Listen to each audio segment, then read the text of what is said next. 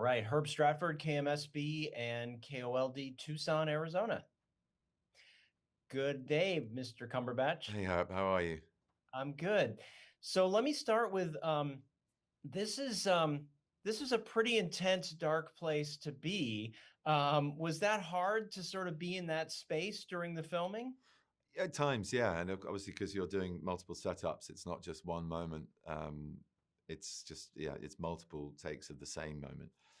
Um, but we had an incredible crew, really supportive team. Dylan became a great friend in the sort of lead up to shooting, so I had great faith and trust in him. And there was a lot of goodwill in the room to make it work and give me the space I needed to find that emotional depth. And it was also weirdly fun at times, and there was some gallows humor, and it was a very intimate set because we were so close to each other physically in this flat. So we got to know each other well, and yeah, it was an amazing experience actually. So doing grief on screen, I know is sort of hard to sort of engage an audience, in not going just down a deep hole. I thought, the fact that your character is an artist, it sort of gave us a way to process that because he was processing the grief through the drawings and through sort of interpretive. Did that sort of make it easier to sort of have that hat on? Yeah, a little bit, I guess. Especially with Lucy's amazing artistry, her style of illustration was just brilliant, and it just was a very brilliant fit, rather like Nicola Hicks's original maquette, which then became Crow in the workshop and in the manifestation of Eric Lempar's performance, and then obviously David Thewlis's voice at the end. It was lovely for me to be able to have that outlet. I love my art. I love the chance to be drawing on a set. It's very therapeutic, and I think the kicker with it, though, for Dad, the character I play, is he thinks he can just absorb himself into work to actually have a distraction, and what comes out of that work is it literally comes out of that work is the manifestation of grief as this crow, this humanoid being that stalks the rooms of this small flat in South London and is violent and disruptive and unwanted and unlawful and dangerous, and then comforting and familiar and heroic and an ally. It's an extraordinary kind of dynamic and ever shifting relationship. So yeah, he absorbs himself for comfort at his peril because it comes back to smack him.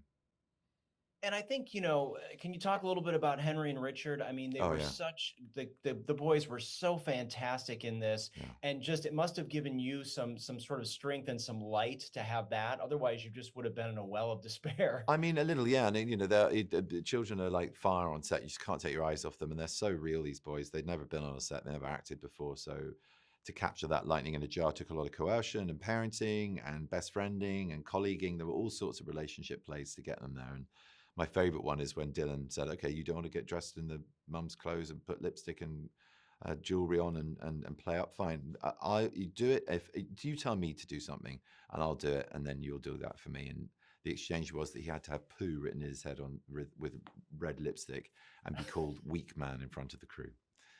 And as a man who's not afraid of being vulnerable, as this story is all about male grief, and therefore being in that space where it's all right for men to be vulnerable and have feelings and show them rather than squirrel them away and be stoic, which is when bad things happen. It played into that, and they were delighted, and they just fully committed to the scene, and it was a very powerful moment in the film. And I think, your relationship with Crow, especially when you're, really sort of almost like doing this dance, Yes, that your literal dance at one characters, point. Yeah. that just really struck me as it wasn't this sort of force or this thing in the corner. You're actually really like nose to nose with it. Yeah. And that must have been pretty intense to go through that choreography of those scenes. Yeah, it wasn't at a distance then. And we talked a lot about what that language and world building meant at that point, because should there be a physical interaction, if it's this element that's real for both him and the boys, how physical should it be? And we just went, you know what, it should be. He's an artist and he works in analog. So if a rubbery kind of claw goes on Dad's face as he's having his kind of soul of grief sucked out of him by this crow who just doesn't muck around, then that's cool. That's how, as it should be in this moment. Then you cut to this shot of Dad dancing to Screamy Jay Hawkins' Feast of the Mau Mau whilst dousing himself and his body and his innards with hot whiskey, and you see a man just alone, just ripping himself apart. And it's kind of, it's sort of extraordinary, The bizarrest thing and the most sort of reassuring and beautiful reactions I've had to this film have been from people who've experienced grief of one sort or another. And I've asked them, how, with this idiosyncratic metaphor, did you relate to it? Was it very odd to see it personified as Crow? And everyone has said, no, it wasn't, because he or it takes on all of the colours and flavours of the chaos of it, from Mary Poppins to Tyler Durden, from comfort blanket to an arch enemy to something familiar to be dealt with by being accepted, So yeah, it was an amazing thing to do that. Well, congratulations. It's a really powerful piece, Thank and you. really look forward to sharing this with our viewers. Thank you so much. Thank you.